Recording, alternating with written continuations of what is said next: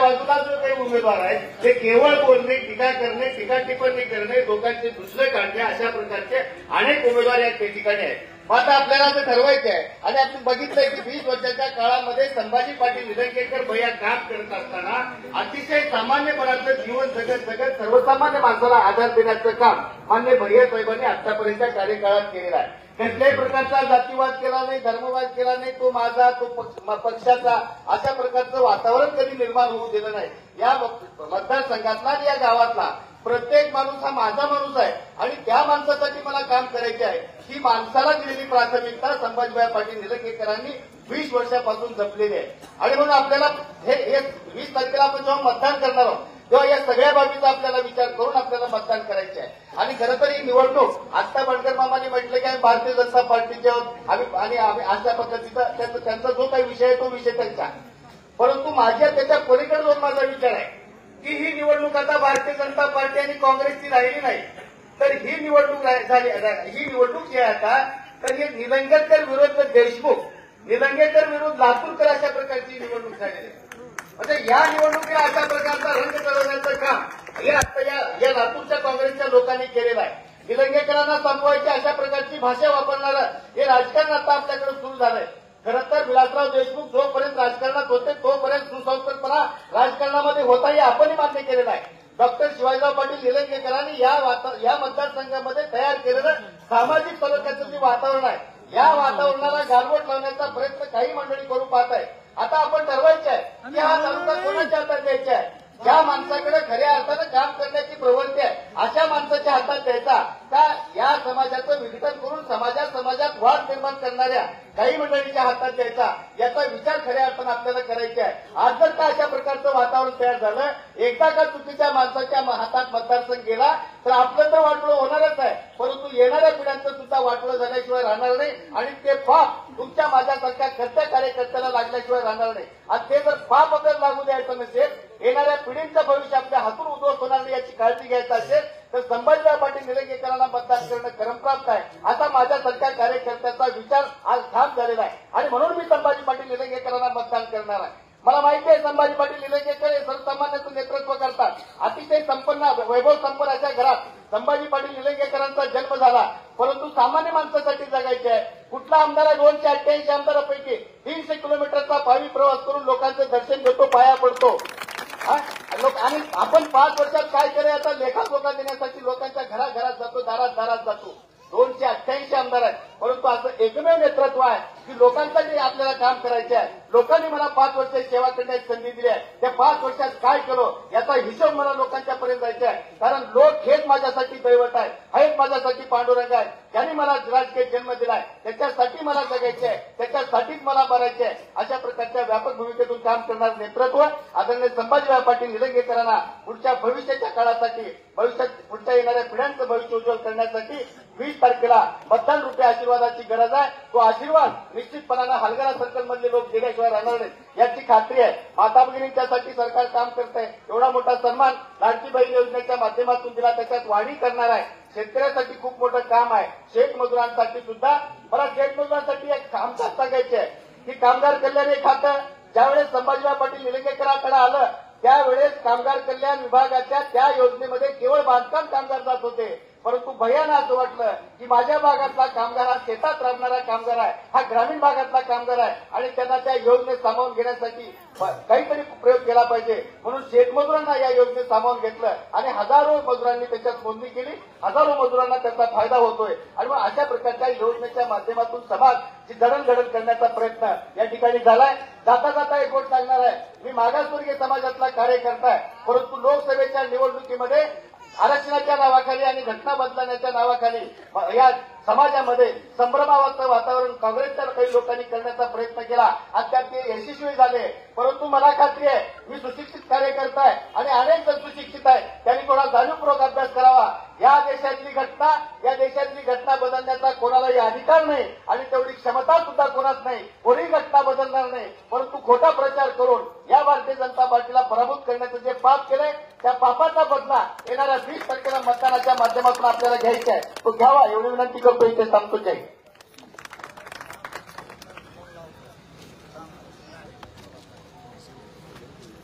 यानंतर आपल्या सर्वांचे लाडके नेते आदरणीय भैयासाहेबांना अशी विनंती करतो, भैयासाहेब आपण हलगड्यासाठी भरभरून दिलेला आहे, मार्गदर्शन देखील सफल असं करावी ही नम्र विनंती.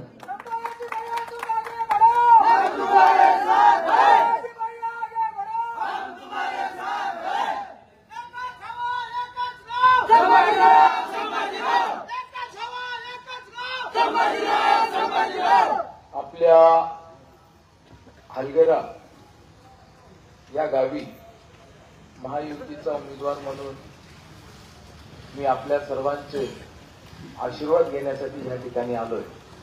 आपण सर्वजण आम्हाला पुढील वाटचालीसाठी आशीर्वाद द्यावा ही विनंती.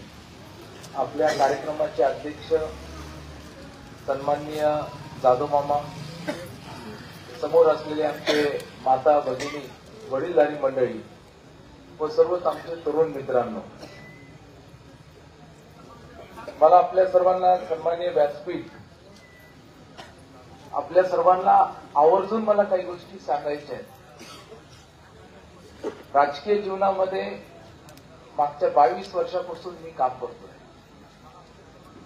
आणि इथं बसलेले बऱ्यापैकी 80% अधिक मंडळी मला पहिल्या दिवसापासून, राजकारणातल्या पहिल्या दिवसापासून ओळखतात.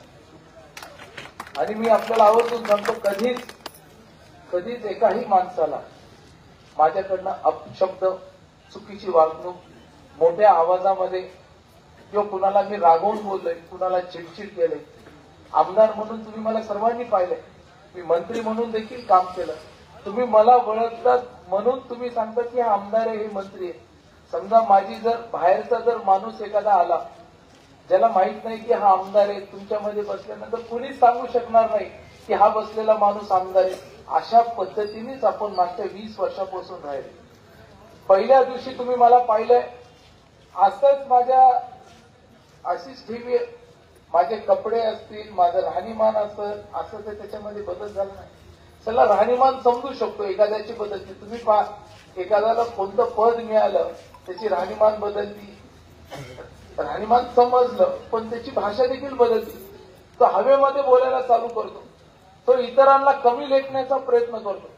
पण मला आपल्याला आवर्जून सांगायचं, या 20-22 वर्षात एक माणूस दाखवा, विरोधी पक्षाचा जरी असेल, काँग्रेस पक्षाचा जरी असेल, की संभाजी पाटील यांनी आमचं नुकसान केलंय, संभाजी पाटील यांनी आम्हाला जोरात बोलले, संभाजी पाटलांनी आम्हाला शिवीगाळ केली, संभाजी पाटलांनी आम्हाला त्या ठिकाणी रागवले, आल्यानंतर आमचा अपमान केले, आमचं ऐकलं नाही. मी त्यांना हात केल्यानंतर संभाजी पाटील थांबले नाहीत, तसंच त्यांची गाडी पुढे निघून गेली. आमच्याकडे बघितलं, एक माणूस दाखवा, तो आमच्या पक्षाचा असं, इतर पक्षाचा असं, कोणी जरी गाडी दाखवली, हात दाखवला, तर गाडी थांबवली, त्याच्याशी बोलून मी पुढे गेले. कधीच उद्धटपणे कधी कुणासोबत वागलो नाही. प्रामाणिकपणे ह्या मतदारसंघाची सेवा करण्याचं काम केलं. आणि सेवा करत असताना समाजातल्या सर्व घटकाला, म्हणजे मी आपल्याला आवर्जून सांगतो की शेतकरी घ्या, 2014 ते 19 पर्यंत शेतकऱ्यांच्या, मी बोलतोय असं नाही, काँग्रेसवाले आले असतील, त्यांची सभा झाली असतील, त्यांनी काय केलं हे कधीच सांगत नाही, त्यांनी काय करणार हे देखील सांगत नाही.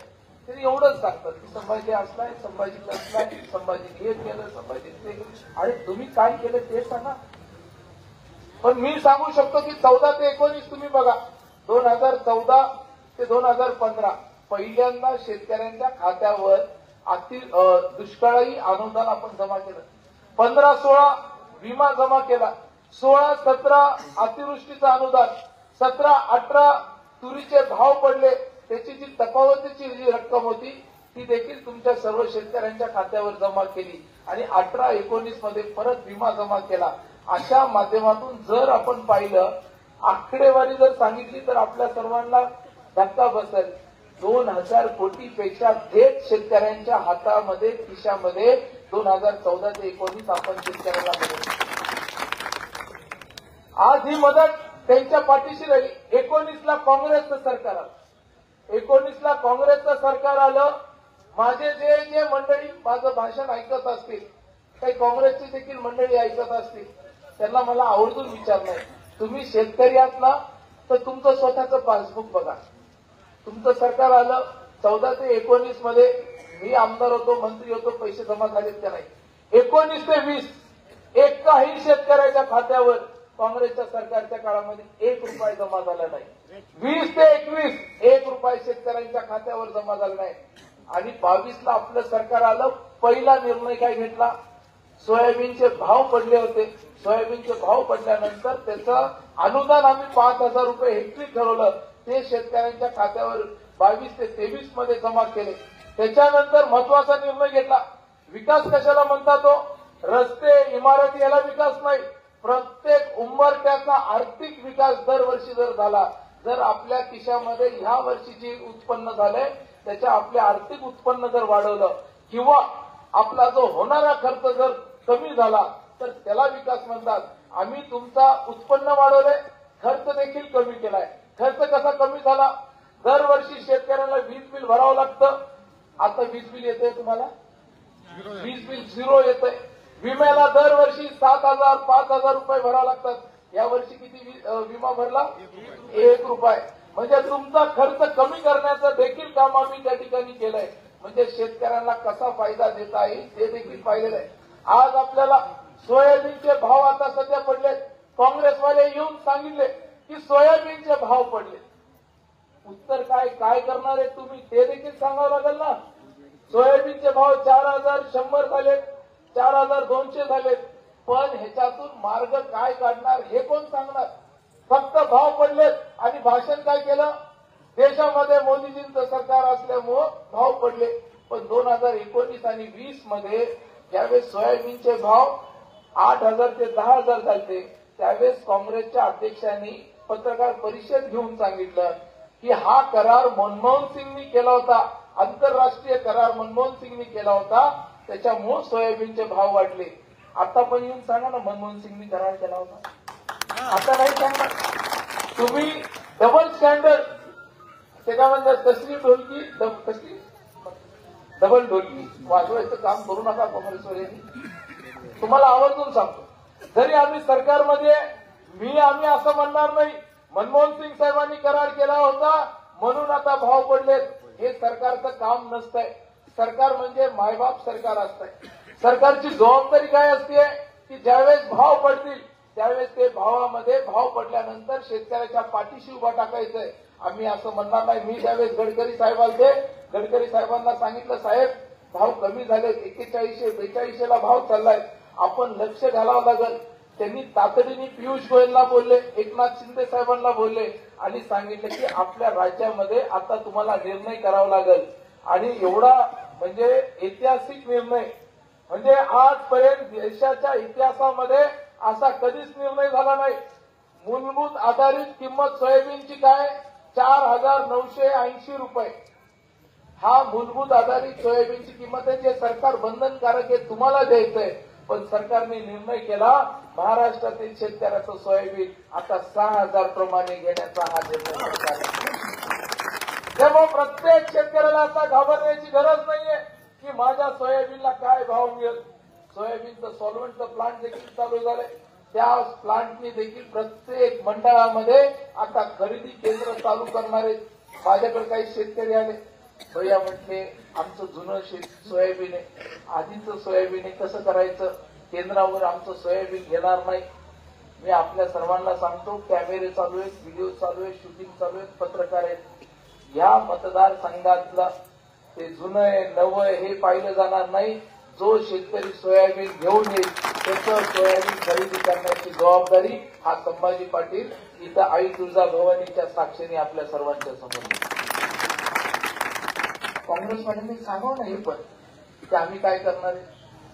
ही आम्ही जसं आम्ही सांगतोय ही गोष्ट आम्ही करणार आहे. जसं शेतकऱ्यांना सांगितलं 14 ते 19 तुमच्या खात्यामध्ये 2,000 कोटी रुपये जमा केलेत.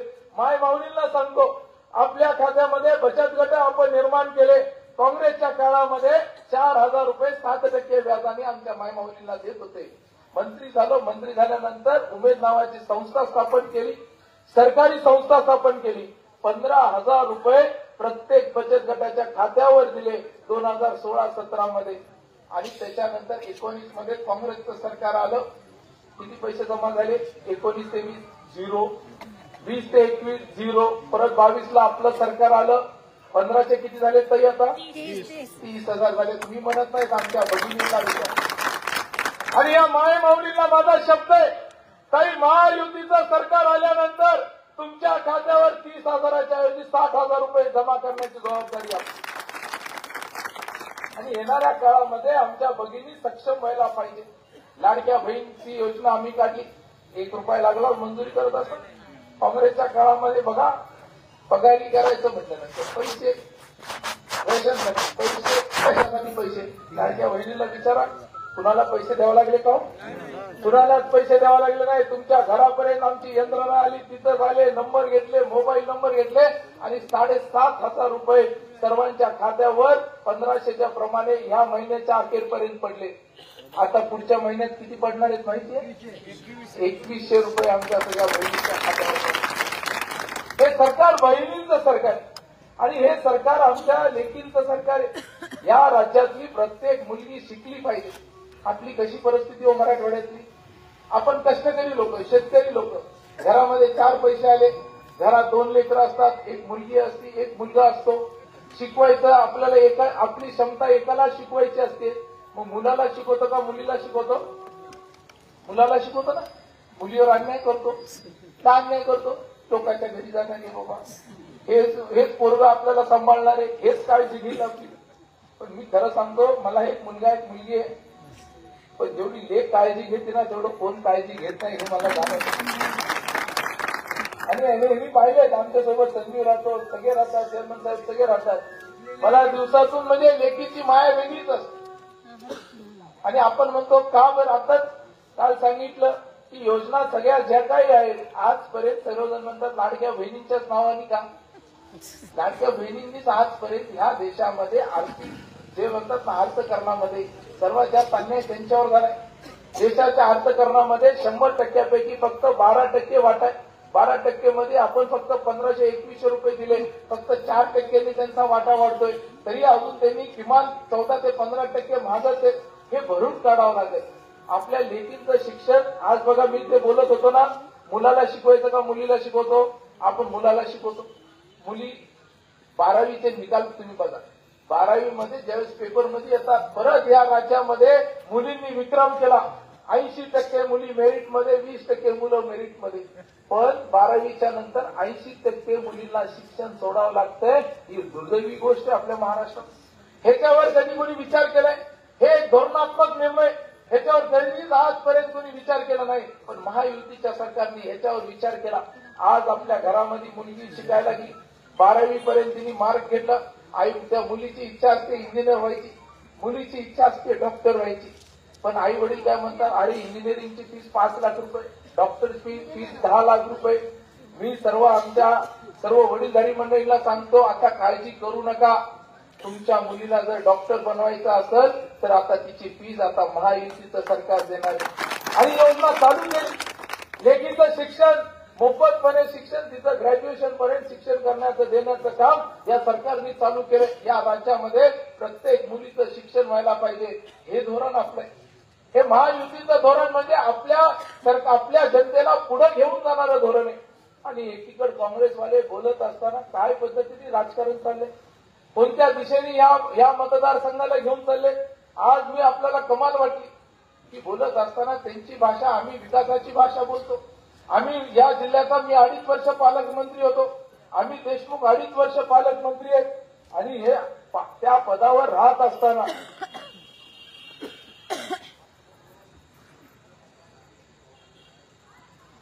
बाबळगावचा रस्ता, जो बाबळगावच्या समोरून रस्ता जातो ना, हाच हायवे पुढून बाबळगावला जातो, तो रस्ता आपण केला.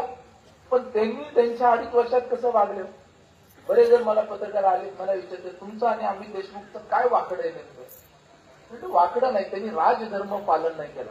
अटल बिहारी वाजपेयी साहेबांनी सांगितलं असतो, प्रत्येक राजकीय माणसानी, जो लोकप्रतिनिधी होतो त्यांनी राजधर्म पाळायला पाहिजे.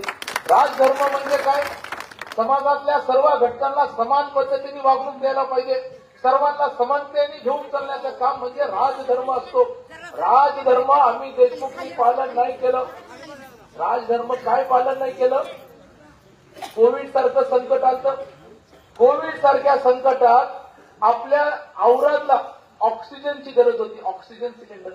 निलंग्याच्या हॉस्पिटलला ऑक्सिजन सिलेंडरची गरज होती. शिवरामपूरला लागत होतं, देवणीला लागत होतं. तर त्यावेळेस हा पालकमंत्री होता अमित देशमुख. यांनी त्या काळामध्ये फक्त निलंगा मतदारसंघ म्हटले की अशी फुली मारली, क्रॉस मारलं. काय वेदना झाल्या असतील आमदार म्हणून मला. माझ्या मतदारसंघाला आम्ही काय पक्ष म्हणून नाही, तिथं जे ऍडमिट होत होते, पेशंट ऍडमिट होत होते, काय फक्त भाजपचे ऍडमिट होत होते? ते या मतदारसंघातल्या कोणत्याही तिथं का पक्ष दवाखान्यामध्ये जाताना पक्ष जात पात म्हणून दवाखान्यात जात होते? ऍडमिट होत असताना निलंग्याला असेल, देवणीला असेल, औरादला असेल, त्यावेळेस यांनी ऑक्सिजन सिलेंडर दिलं नाही. पत्रकार बंधू बसले तिथं, का दिले नाही तो त्यांना आहे का प्रश्न? उत्तर त्यांनी द्यावं उत्तर. रेमडेसिवीर औषध लागत होतं, रेमडेसिवीर औषध. रेमडेसिवीर औषधला देखील अशी फुली मारली निलंगा मतदारसंघाला. काय चुकलं होतं आमच्या मतदारसंघात? तुम्ही पालकमंत्री आहात, जिल्ह्याचे पालक आहात, तुम्ही राजधर्म पालन करायला पाहिजे होता. का राजधर्म पालन केला नाही? माझी त्यांना परत आम्ही औषध कुठून आणले? औषध मी रेमडेसिवीर जालन्याहून आणले. आमच्याकडे पावत्या ठेवल्या. मी म्हटलं त्यावेळेस कोविडच्या काळात आपण बोलायचं नाही, राजकारण करायचं नाही. पण त्यावेळेस आम्ही जालन्याहून औषध आणले. प्रल्हाद जोशी केंद्रामध्ये मंत्री होते. तुम्हाला सर्वांना कमाल वाटत, बेंगलोरहून ऑक्सिजनचे टँकर इथपर्यंत घेऊन आलो. आणि ह्या आपल्या सर्व दवाखान्यामध्ये प्रत्येक ठिकाणी व्हेंटिलेटरला असेल, ऑक्सिजन जिथं जिथं लागतं ऑक्सिजन दिलं. मग हा राजधर्म कुठं गेला? ह्याला अधिकार आहे का आपल्या मतदारसंघामध्ये येऊन बोलायचा? हे इथं येऊन भाषणं करतात आणि काय विकास हो? विकासाची भाषा लातूरवाले आपल्याला शिकवणार. रेल्वेनी पाणी 60 वर्ष तिथं त्यांचं सरकार होतं. 60 वर्ष झाल्यानंतर रेल्वेनी पाणी आणलं. आणि आपल्या इथं आपल्या मतदारसंघामध्ये 100 बाजूला आपण जर पाहिलं, आज तेरणा असेल, मांजरा असेल, त्याच्यावर धरणं आहेत, बॅरेजेस आहेत, सगळं तयार आहे.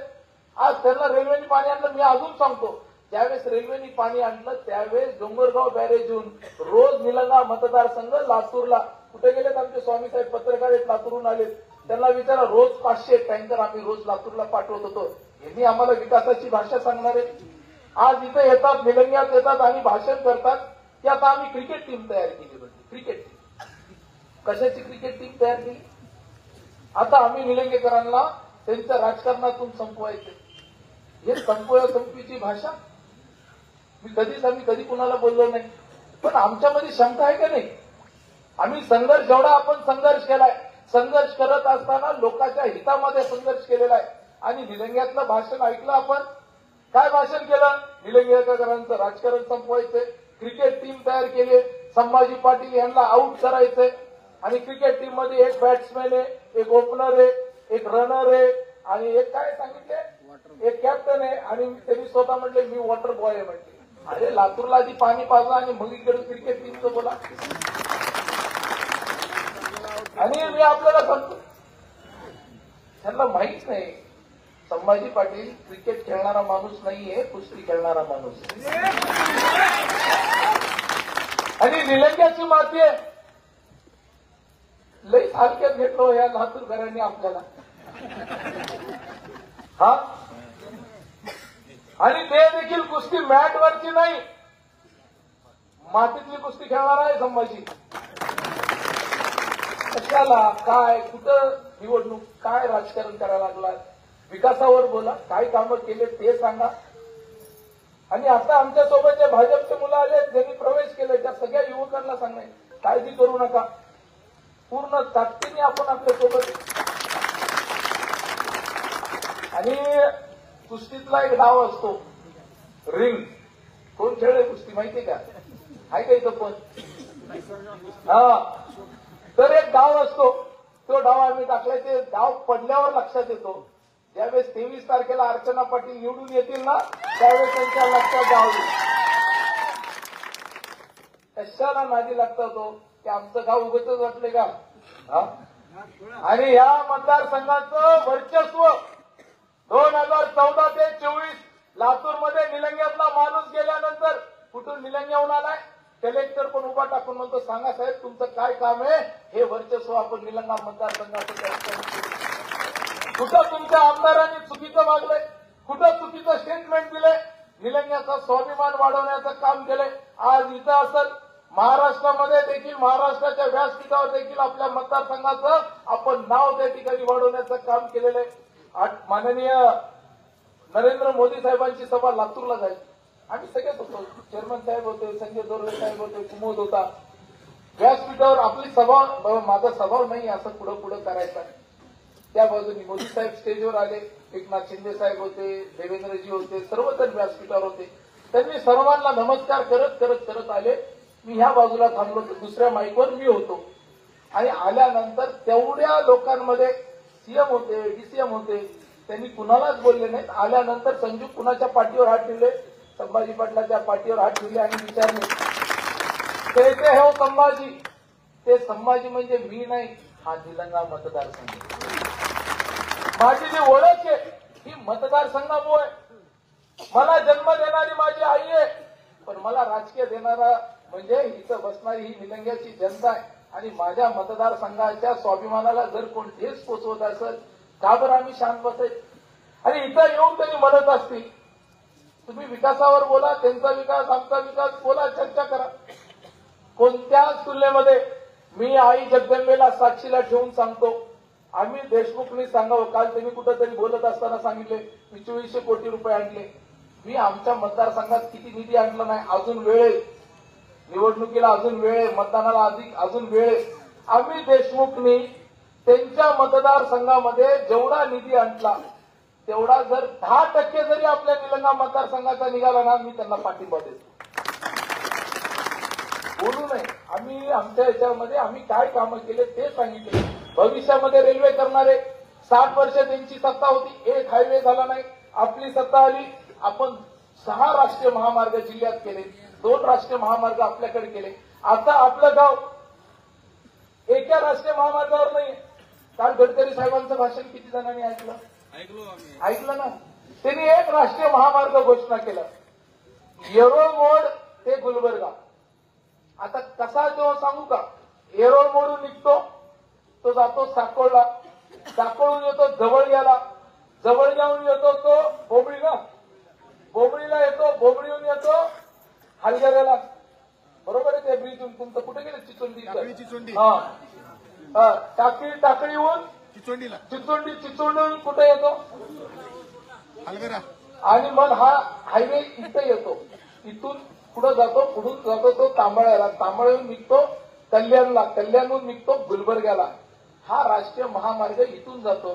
काँग्रेसवाल्यांना माझं म्हणणं आहे, करून दाखवा. गडकरी साहेबांवर विश्वास आहे का नाही आपल्याला?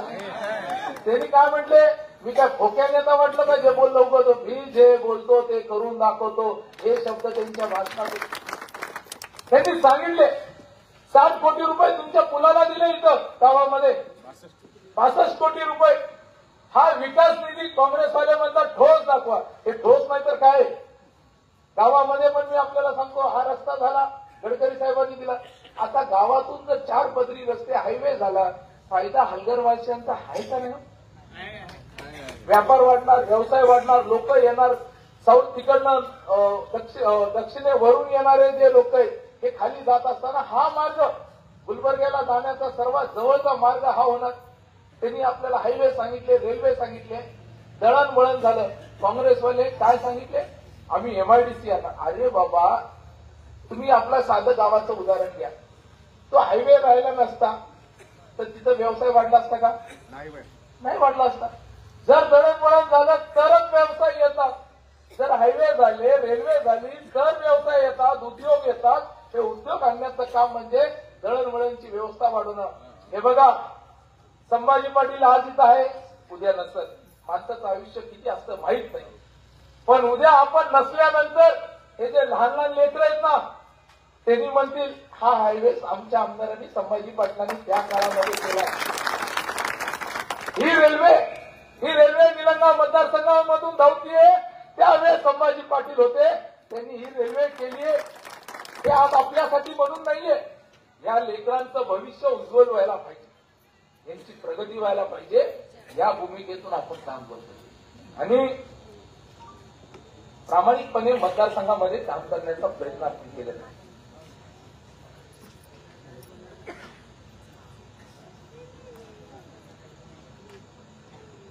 हे बघा, मला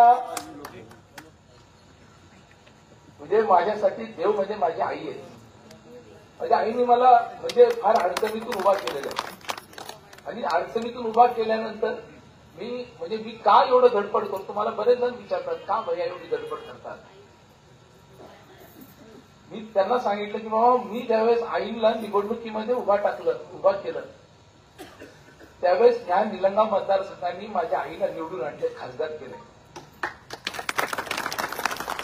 म्हणजे जेवढे उपकार तुमचे माझ्यावर आहेत ना, मला आमदार केलं मला तेवढं नाही वाटत.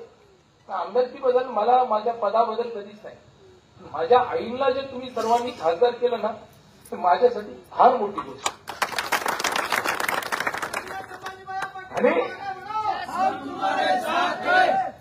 हे उपकार मी जोपर्यंत जिवंत नाही उपकार घेऊन काम करणार आहे. आणि माझ्या भागाला जे जे विकासाचे कामं करता येईल, या भागातील जनतेला जे जे देता येईल, मी माझ्या कातडीचे जरी जोडे करून तुम्हाला घातले ना ते देखील कमी आहे.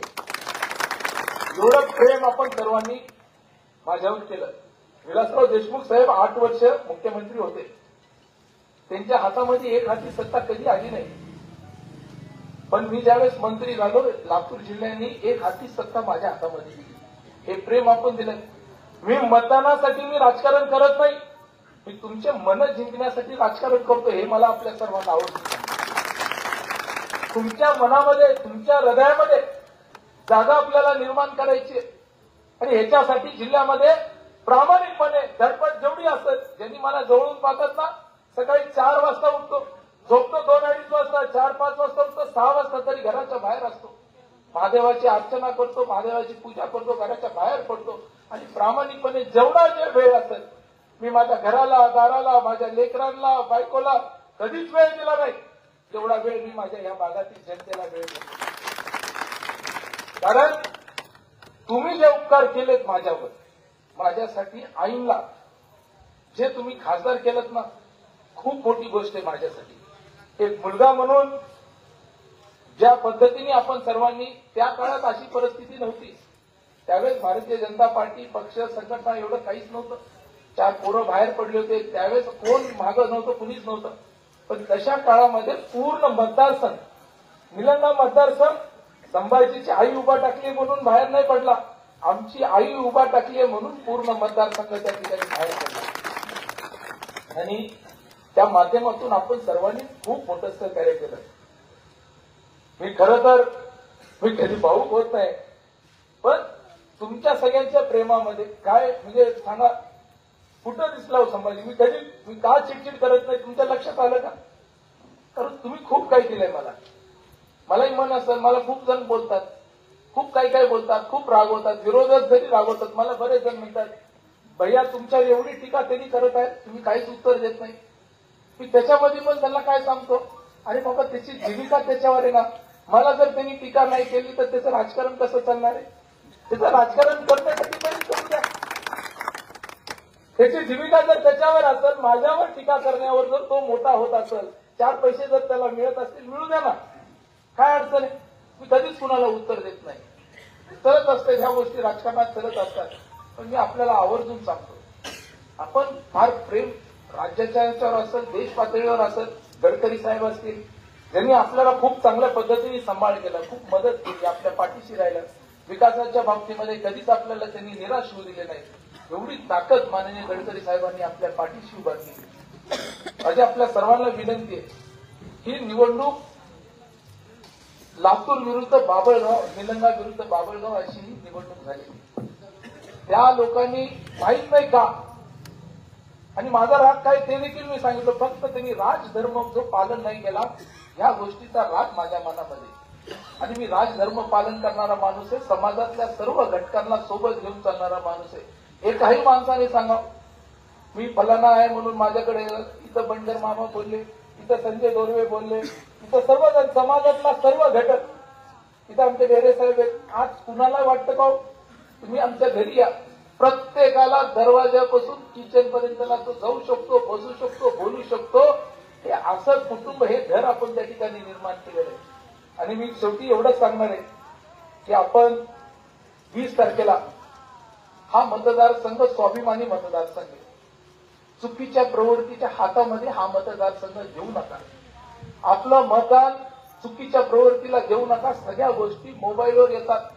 कुणी काय स्वार्थाने काम करतंय, कुणी काय ह्याच्याने बघतंय. मला उमेदवारी तुमच्या आशीर्वादामुळे मिळालेली, पुढच्याला उमेदवारी कुणाच्या तरी पाया पडल्यामुळे मिळालेली. बाभळगावच्या दरवाजामध्ये उभा टाकणाऱ्या माणसाला निलंगा मतदान नाही करणार. हा स्वाभिमानी मतदारसंघ. तुम्ही जर निलंग्याच्या जनतेच्या पाया पडून जर उमेदवार राहिला असतात ना, मला देखील आनंद वाटला असता. मी जरी मलाही चांगलं वाटलं असतं, अरे वा दिलदार माणूस आहे, जनतेतून आलेला माणूस आहे. पण तुम्ही बाभळगावच्या गडीतून आलेला माणूस आहे, ही जनता तुम्हाला स्वीकारणार नाही.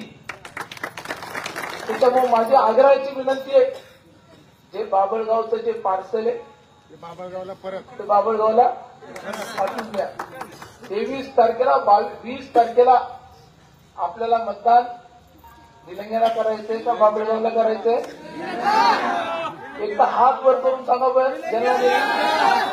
इकडे का मामा लगेच. त्यामुळे मी सर्वांना आपण दिलेल्या आशीर्वादासाठी कमळाच्या समोरचा आपण बटन दाबा. मी सर्वांच्या समोर नतमस्तक होऊन माझे 2 शब्द थांबवतो. जय हिंद, जय महाराज.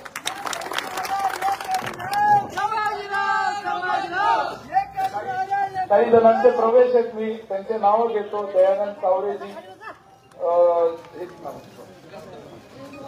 या ठिकाणी माननीय भैयासाहेबांच्या नेतृत्वावर विश्वास ठेवून अनेक तरुण या ठिकाणी भैयासाहेबांच्या उपस्थितीत प्रवेश करत. दयानंद वैजनाथ सावरे, भागवत गायकवाड, सावरे अभिषेक, ओमप्रकाश पवार, ऋषिकेश हब्दलगे राहुल, हुजूर मुल्ला, जहीर चिखले, मेहर चिखले, बिलाल आंबेवाले, फकीर फिरजादे अशा असंख्य तरुणांना माननीय भैयासाहेबांच्या उपस्थितीमध्ये या ठिकाणी प्रवेश होत आहे.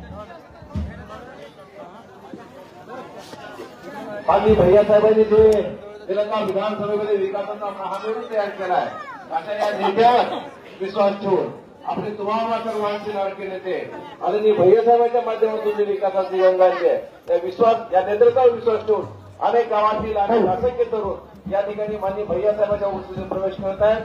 येत्या 20 तारखेला 3 नंबरचं बटन, 3 नंबर अनुक्रमांक 3 वर कमळाचं चिन्ह आहे.